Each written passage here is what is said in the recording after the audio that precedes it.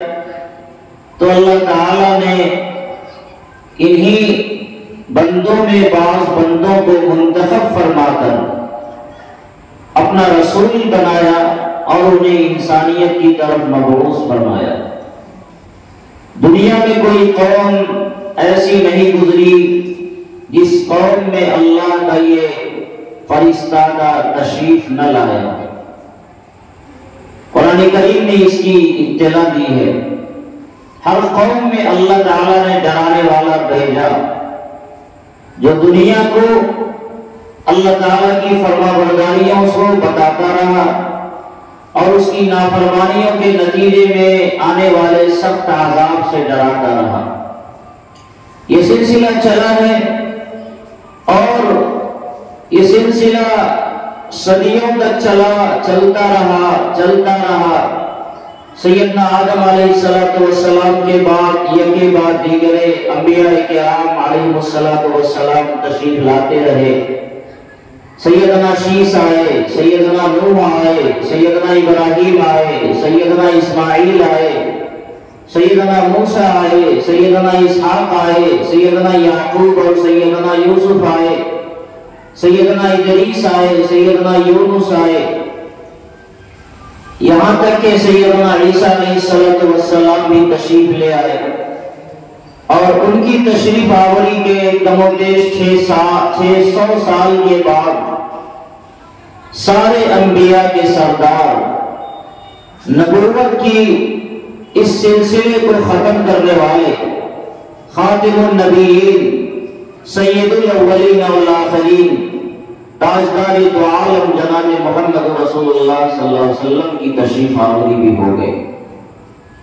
اور آپ کی تشریف آوری پر اللہ رب العزت نے اعلان فرما دیا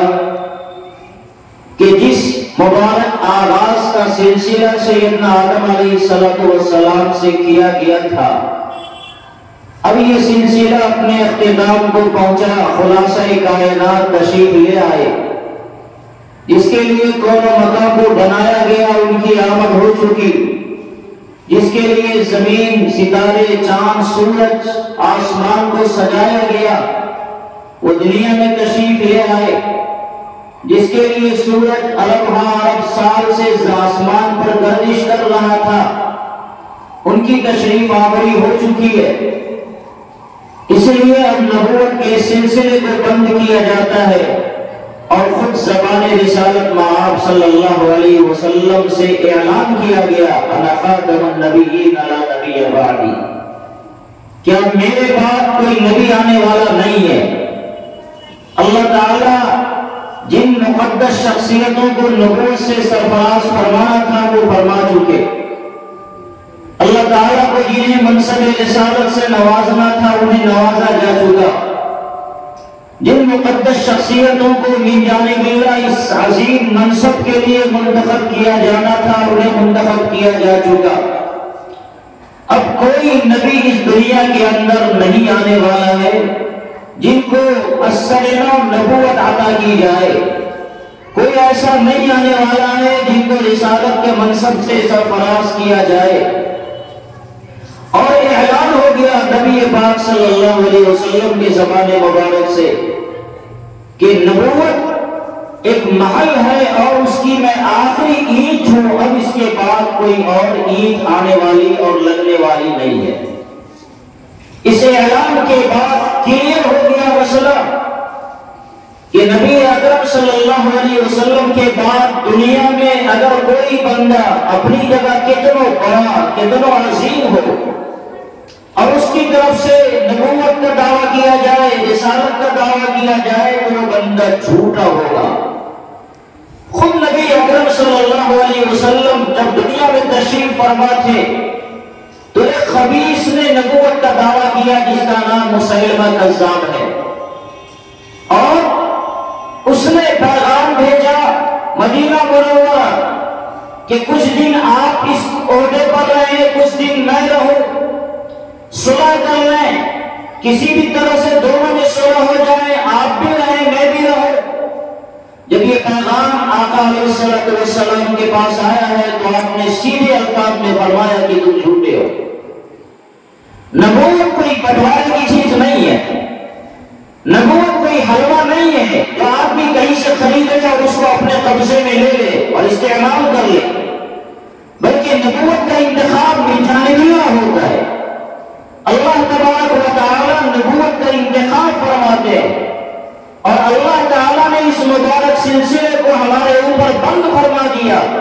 اس لیے اب اگر کوئی دعویٰ کرتا ہے تو اس کا سوال ہی نہیں پیدا ہوتا ہے کہ اس سلسلے میں کوئی بات کی جائے۔ بہت عجیب عجیب واقعات ہیں۔ حضور علیہ السلام نے وہ خط جو مسیلمہ کذاب کو لکھا، آپ نے صحابہ کرام سے پوچھا کہ اس خط کو لے کر مسیلمہ کذاب کے پاس کون جائے گا؟ جانشینوں کا ایک بڑا مجمع وہاں موجود تھا، اور ہر ایک حضور علیہ السلام کے فرمان پر عمل کرنے کو ہر وقت تیار۔ ایک صحابی جو باہر کہیں تشریف فرما تھے، ان کے منہ میں کھجور کا دانا تھا، انہوں نے جب حضور علیہ السلام کا یہ پیغام سنا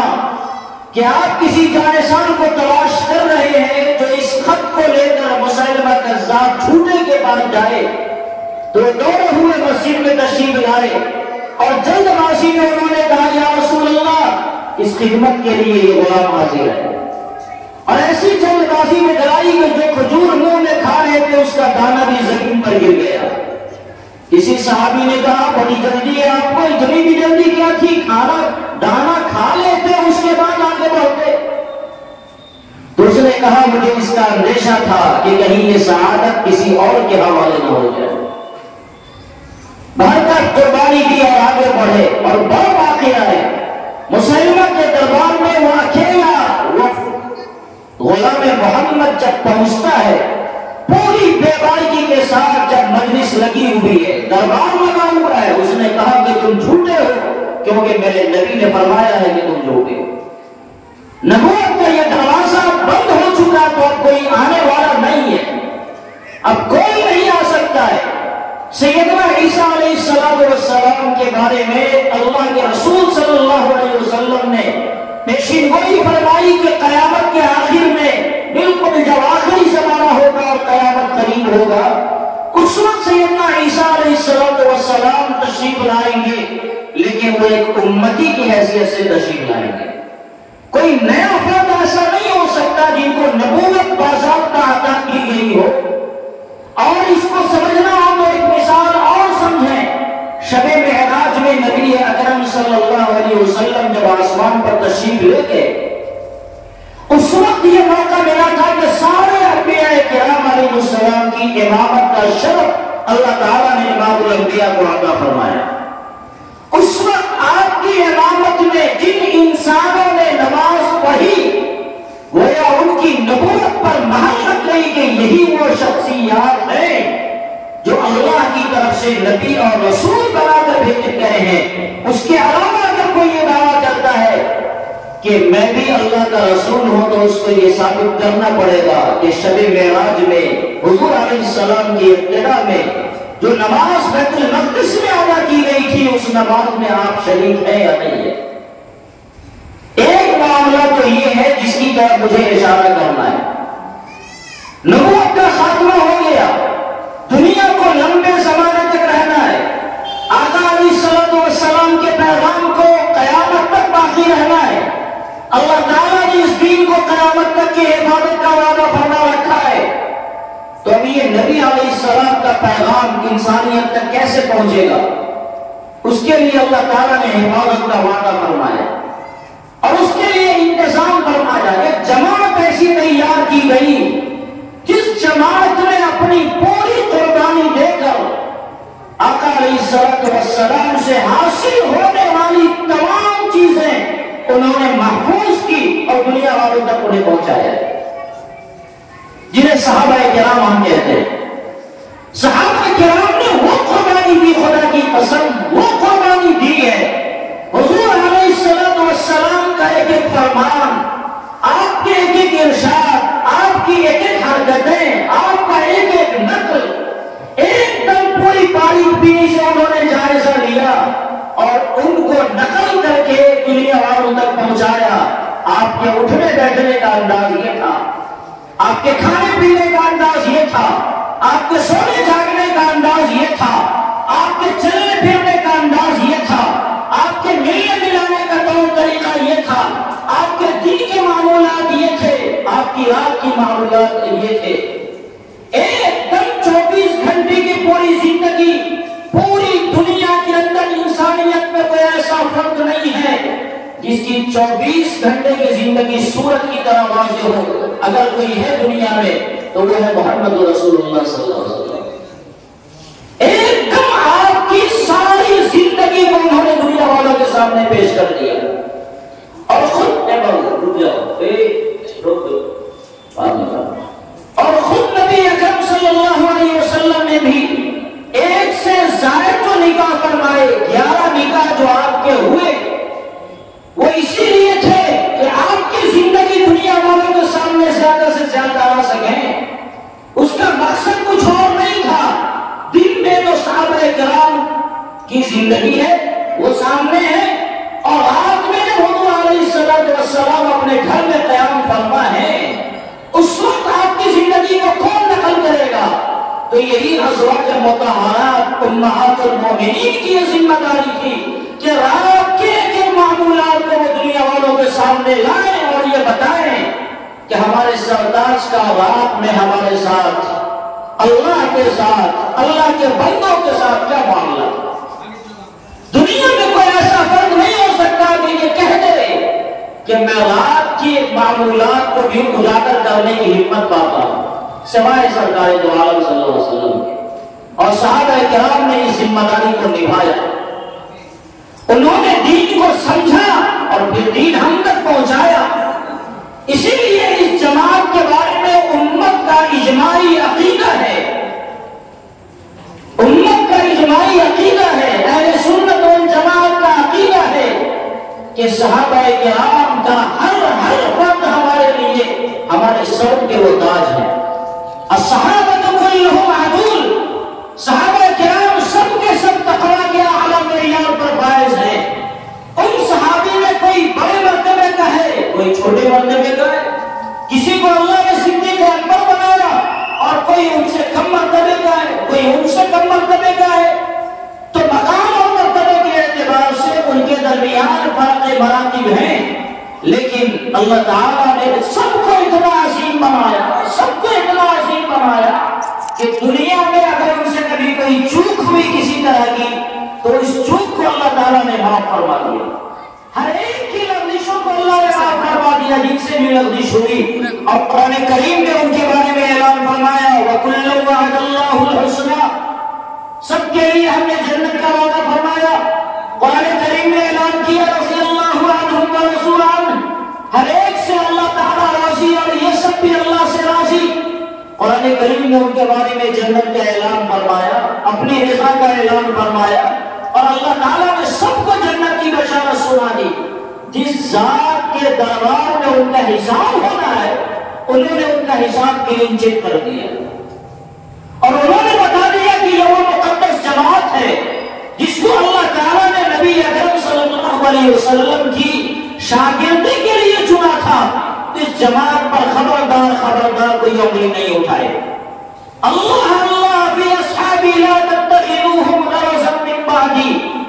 اللہ کے رسول علیہ السلام نے ارشاد فرمایا کہ صحابہ کرام کے بارے میں اللہ تعالیٰ سے ہمیشہ ڈرتے رہنا،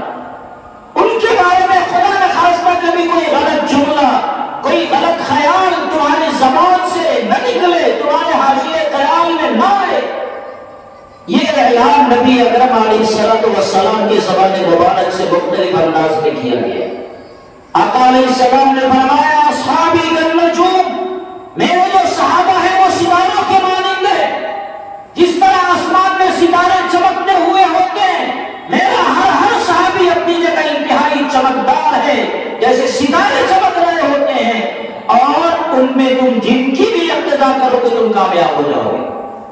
کوئی ایک فرد ایسا نہیں ہے کہ اگر آدمی ان کے پیچھے چلے اور یہ کہیں کہ میں گمراہ ہو گیا، نہیں، جن کی بھی اقتداء آدمی کرے گا وہ کامیاب ہو جائے گا۔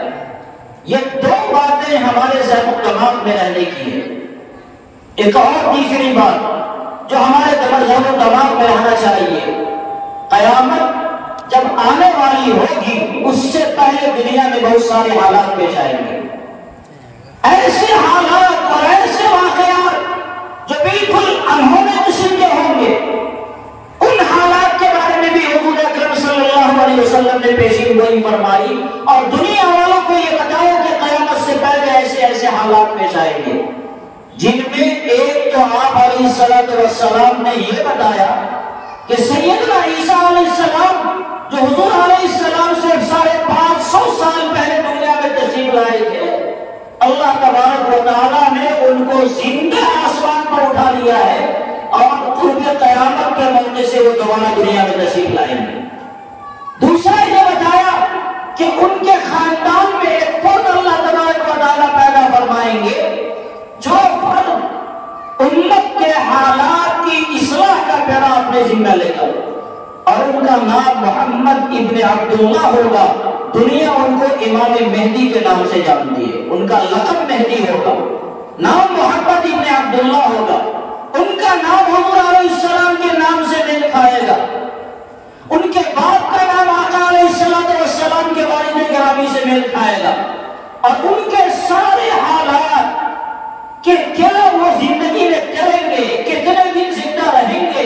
اور رہنے کے بعد ان کی زندگی میں کیا کیا واقعات پیش آئیں گے، یہ ساری تفصیلات حضور علیہ السلام نے امت کو دے رکھی ہیں۔ ان کے آنے سے پہلے ایک نہر ہے جس میں سونے کا ایک پہاڑ ظاہر ہوگا۔ ان کے آنے سے پہلے جب حج کا زمانہ آئے گا تو مینا میں حاجیوں کی آپس میں لڑائی ہوگی اور وہاں خروشی ہوں گی، بے تحاشا لوگ مارے جائیں گے۔ ان کے آنے سے پہلے مسلمانوں میں اور عیسائیوں میں اتحاد ہوگا، پھر یہ اتحاد ٹوٹ جائے گا اور پھر دونوں میں لڑائی ہوگی اور مسلمان کا خلیفہ شہید کر دیا جائے گا۔ کئی ایسے حالات اور واقعات ہیں جن کو بیان کیا گیا۔ پھر ان کے آنے کے بعد دنیا میں کیا حالات رونما ہوں گے، اور پھر ایک وقت آئے گا کہ دجال کا ظہور ہوگا، اور اس دجال کے خاتمے کے لیے آسمان سے سیدنا عیسیٰ علیہ السلام نازل ہوں گے۔ حضرت عیسیٰ علیہ السلام دجال کو قتل فرمائیں گے۔ اس وقت پوری دنیا کے اندر سوائے اسلام کے کوئی اور مذہب نہیں رہے گا۔ دنیا کے ایک ایک گھر میں اسلام کی حکمرانی ہوگی، ایک ایک گھر میں اسلام داخل ہوگا، اور پوری دنیا امن و امان کا گہوارہ ہوگا۔ آسمان اپنی برکتیں کھول دے گا، زمین اپنے خزانوں کو باہر نکال دے گی، اور اس طرح دنیا میں زکات لینے والا کوئی بندہ نہیں بچے گا۔ ایسے حالات پیش آئیں گے۔ اگر کوئی آئے گا خلیفہ کے پاس کہ مجھے کچھ پیسے چاہیے تو ان کو باضابطہ بیت المال کی چابی دے دی جائے گی، جتنا تمہیں لینا ہے جا کے وہاں سے لے لو۔ یہ صورتحال پیش آئے گی۔ اب آپ بتائیں کہ یہ ساری علامتیں بتا دی گئی، شخصیات کے بارے میں بتا دیا گیا، امام مہدی کے بارے میں بتا دیا گیا، اور حضرت عیسیٰ علیہ السلام کون ہیں، کیا ہے، ان کے بارے میں قرآن و حدیث نے تفصیل بتائی۔ آخری وقت میں جب وہ آئیں گے تو کیا حالات پیش آئیں گے، یہ ساری تفصیلات قرآن و حدیث میں بتائی گئی۔ اب کیا ہوگا؟ اب یہ ہوگا کہ بہت سے لوگ یہ دعویٰ کریں گے کہ میں ہی امام مہدی ہوں، بہت سے لوگ یہ کہیں گے میں ہی عیسیٰ مسیح ہوں، بہت سے لوگ یہ کہیں گے دونوں میں ہی ہوں۔ کیوں؟ جب آپ یہ دعویٰ کریں گے کہ میں امام مہدی ہوں تو دنیا آپ کی سرداری کو مان لے گی، اور ایسا ہر زمانے میں ہوا کہ کچھ لوگ آئے جنہوں نے کہا امام مہدی میں ہوں، کچھ لوگ آئے جنہوں نے کہا میں عیسیٰ مسیح ہوں، کچھ لوگ آئے جنہوں نے کہا کہ میں عیسیٰ ابن مریم اور امام مہدی دونوں ہوں،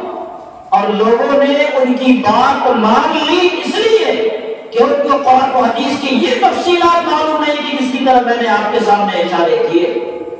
اگر آپ کو یہ معلوم ہو کہ مسجد ایسی ہوتی ہے، مسجد میں دروازے ہوتے ہیں، اس میں وضو خانے ہوتے ہیں، مسجد میں محراب ہوتا ہے، اس کی صفیں لگی ہوئی ہوتی ہیں، اور اس میں ایسا ایسا کنڈیشن ہوتا ہے، قرآن کریم کی آیتیں لکھی ہوئی ہوتی ہیں، اگر آپ کو یہ پورا پتا ہو اور ایک آدمی جائے ہوٹل میں اور کہے کہ صاحب یہ مسجد ہے، مسجد فلاں ہے یہ، تو چونکہ مسجد آپ سمجھ رہے ہیں کہ مسجد کا نقشہ کیا ہے، تو کوئی ہوٹل میں لے جا کر وہ کتنا خوبصورت ہوٹل ہو اور کوئی آپ سے کہے یہ فلاں مسجد ہے تو آپ بات مانیں گے؟ انکار کر جائیں گے نہیں صاحب، مسجد کی کوئی چیز اس میں نظر نہیں آ رہی، نہ مسجد کا دروازہ ہے، نہ مسجد کے لیے جو وضو خانے ہوتے ہیں وہ ہے اس میں، نہ مسجد میں جو مینارہ ہوتا ہے وہ ہے، نہ مسجد میں جو گنبد ہے وہ ہے، مسجد کی کوئی چیز نہیں ہے یہاں پر۔ تو علامتیں جب آپ کو معلوم ہوں گی تو کوئی آدمی کہیں بھی دھوکہ اگر دینا چاہے تو آپ کو دھوکہ نہیں دے سکتا ہے،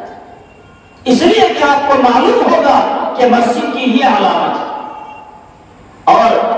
جب کہیں مسجد آپ کی نگاہ پر پڑے گی تو فوری طور پر آپ کہیں گے ہاں یہ ہے مسجد، یہ مسجد ہے، کیونکہ مسجد کی علامتیں موجود ہیں۔ حضرت امام مہدی رضی اللہ تعالیٰ عنہ کے بارے میں یا سیدنا عیسیٰ علیہ السلام کے بارے میں قرآن و حدیث نے اتنی تفصیلات بتا رکھی ہیں، ان تفصیلات کو آپ ذہن و دماغ میں رکھیے، جبھی وہ آئیں گے آپ پہچان جائیں گے یہ سیدنا امام مہدی ہیں اور یہ سیدنا عیسیٰ علیہ السلام ہیں۔ اس کے علاوہ دنیا میں کوئی مداری آئے گا اور آپ کو کہے گا یہ فلاں ہے، تو جیسے مسجد کو آپ پہچانتے ہیں اور ہوٹل کے بارے میں کوئی کہے یہ مسجد ہے آپ انکار کرتے ہیں، تو ایسے ہی اگر آپ امام مہدی کو پہچانے ہوئے ہوں گے، حضرت عیسیٰ کو پہچانے ہوئے ہوں گے، تو پھر آپ انکار کر جائیں گے اور کسی مداری کے بہکاوے میں آپ نہیں آئیں گے۔ اس لیے اس بات کی ضرورت ہے کہ ان بڑی شخصیتوں کو پہچانا جائے، اور یہ بات یاد رکھیے کہ قرآن کریم میں اور انبیاء کرام علیہ السلام کے جو واقعات بیان کیے وہ اختصار کے ساتھ بیان کیے،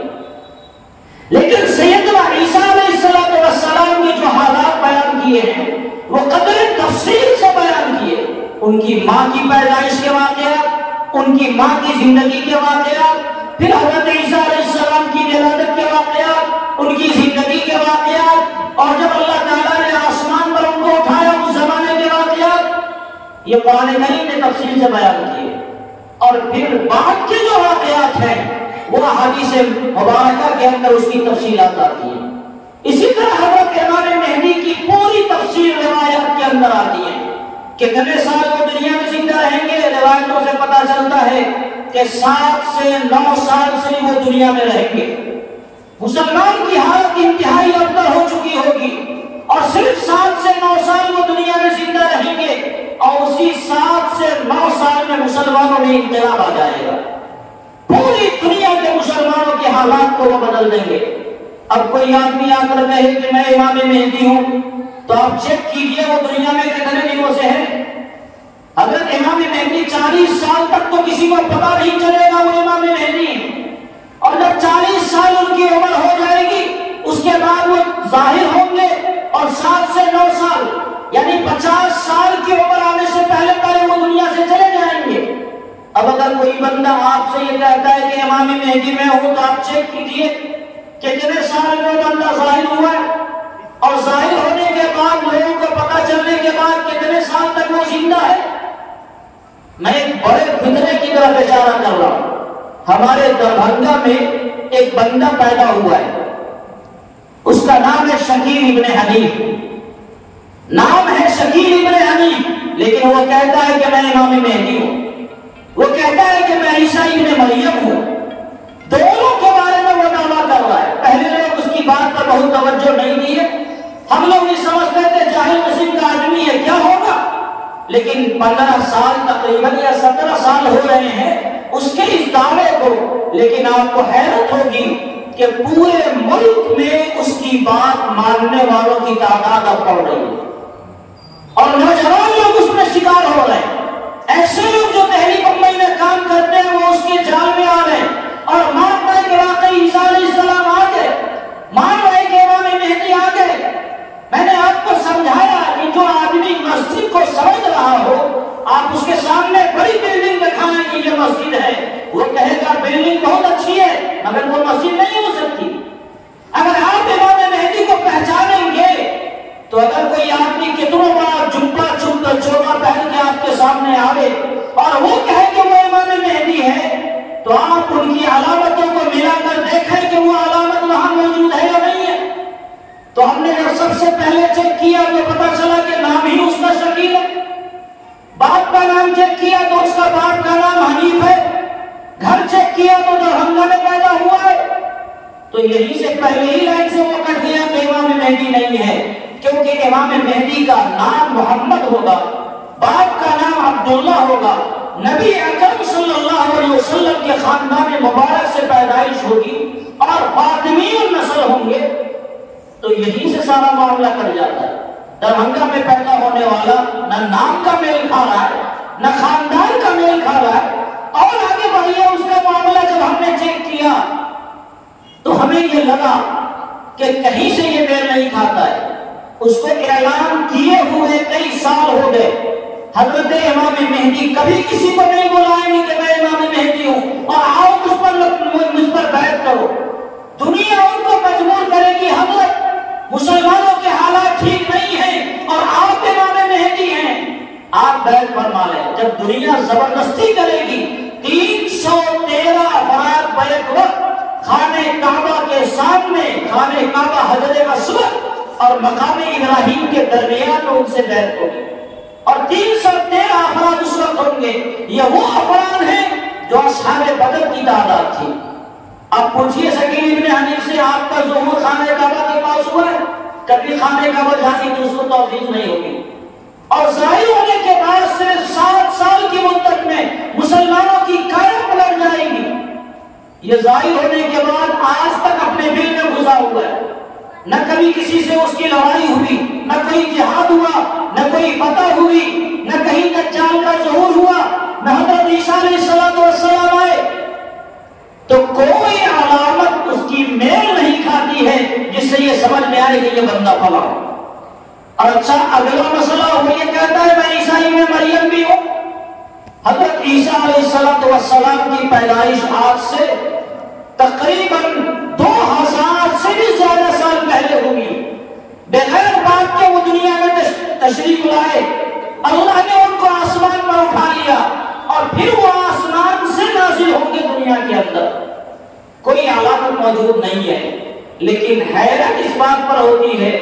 کہ وہ لوگوں کو ورغلاتا ہے اور لوگ مان بھی لیتے ہیں۔ اپنے مدھوبنی میں یہ فتنہ آیا ہوا ہے، مدھوبنی کے کئی نوجوان اس کے فتنے کا شکار ہو گیا ہے اور سمجھانے کے باوجود بھی بات ماننے کو تیار نہیں۔ یہ کیا ہے؟ ایمان پر یہ لوگ ڈاکے ڈالتے ہیں اور ہمارا ایمان ختم ہوتا ہے۔ میں نے بتایا اور امام صاحب نے بھی آپ کے سامنے کہا کہ نبی اکرم صلی اللہ علیہ وسلم کے بعد کوئی نبی دنیا میں نہیں آنے والا۔ اگر کوئی دعویٰ کرتا ہے کہ میں نبی ہوں تو وہ جھوٹا ہے، کافر ہے، اور جو اس کو نبی مانے وہ بھی جھوٹا اور کافر ہے۔ شکیل ابن حنیف کو اگر کوئی عیسیٰ ابن مریم مانتا ہے، اس کا مطلب وہ خود تو کافر ہے، جو مان رہا ہے وہ بھی مرتد ہے، اس کا بھی ایمان نکل گیا اس کے سینے سے، اور اگر اس کا نکاح ہے تو اس کا نکاح ٹوٹ گیا۔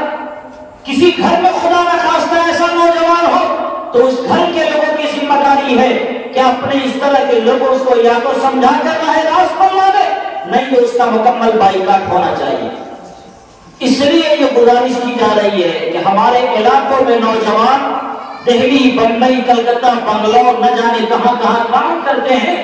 ایسے نوجوانوں پر نگاہ رکھنے کی ضرورت ہے گھر کے لوگوں کو، کہیں ہمارا یہ نوجوان کام کرتے ہوئے بھاگ نہ جائے اور ہمیں پتہ نہیں چلے۔ راہو نگر کا ایک نوجوان باہر رہتا ہے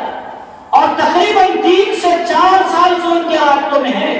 اور آپ کو حیرت ہوگی ہم لوگ سمجھانے گئے تو الٹے بحث کرنے پر آمادہ ہو گیا، لیکن وہ توبہ اس نے نہیں کیا، بالآخر اس کو یہاں سے بھگا دیا گیا۔ اتنا سخت ہو کہ کفر کے اندر ہمارے بیچ کا رہنے والا ایک نوجوان، اس لیے کہ شروع میں ہم نے اس پر توجہ نہیں دی، جب ان کے ماں باپ کو پتہ چلا ہوگا انہوں نے دھیان نہیں دیا، نتیجہ یہ ہو گیا کہ یہ بیماری کینسر بن کر لاعلاج ہو گئی ہے۔ ہم اور آپ سب کو ہوشیار رہنے کی ضرورت ہے اس فتنے سے، تاکہ کوئی بندہ ہمارے گھر کا، ہمارے اڑوس پڑوس کا کوئی بندہ اس طرح کے فتنے کا شکار نہیں ہو۔ اور اس کا سب سے بڑا علاج جانتے ہیں کیا؟ آپ اپنا تعلق اپنے علماء سے مضبوط کیجئے۔ اگر آپ کا تعلق اپنے علماء سے مضبوط ہوگا کوئی نئی بات جب آپ کے کان میں پڑے گی فوری طور پر آپ اپنے علماء سے کہیں گے کہ حضرت فلاں بات میں سن رہا ہوں، کیا یہ بات صحیح ہے؟ تو آپ کے علماء آپ کی صحیح رہنمائی کریں گے اور رہنمائی کرنے کے بعد آپ کی غلطی کی اصلاح ہو جائے گی۔ لیکن اگر آپ کا تعلق نہیں رہا، آج موبائل کا دور ہے، ایک اور فتنے کی طرف مجھے اشارہ کرنا ہے، موبائل کا دور ہے، ہر آدمی یہ سمجھ رہا ہے کہ ہم موبائل سے سارا مسئلہ جان لیں گے، موبائل ہمارے مسئلے کا حل ہے، ہمیں کیا ضرورت ہے کسی مولوی صاحب سے رابطہ کرنے کی؟ تو اگر آپ نے اپنے کسی مقامی ڈاکٹر سے اپنا رابطہ مضبوط نہیں رکھا تو ان موبائلوں کے ذریعے اور اس طرح کے فتنوں کے ذریعے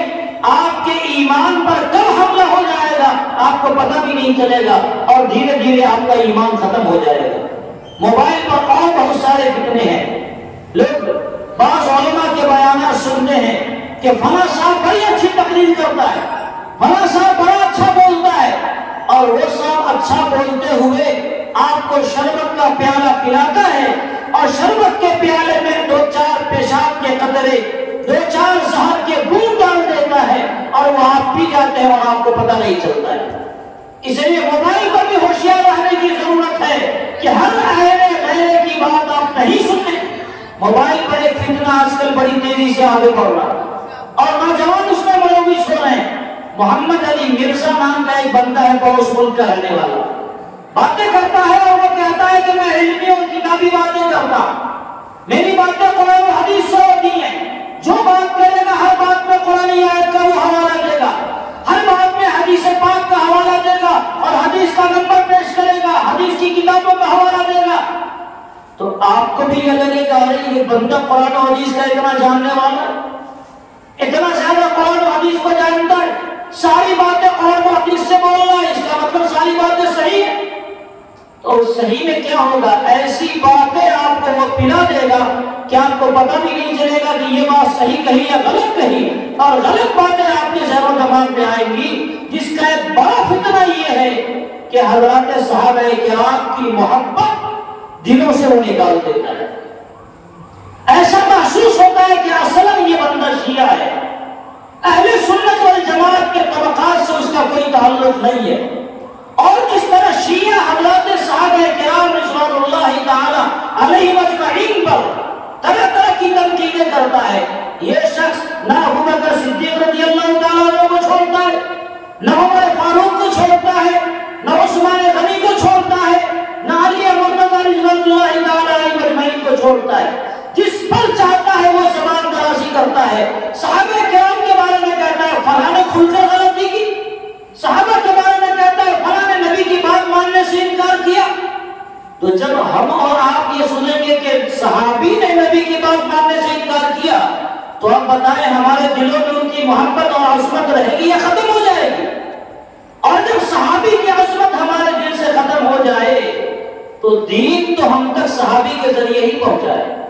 انہی مقدس جماعتوں نے دین کو ہم تک پہنچایا ہے، اور جب انہی جماعت سے ہمارا اعتماد ختم ہو جائے گا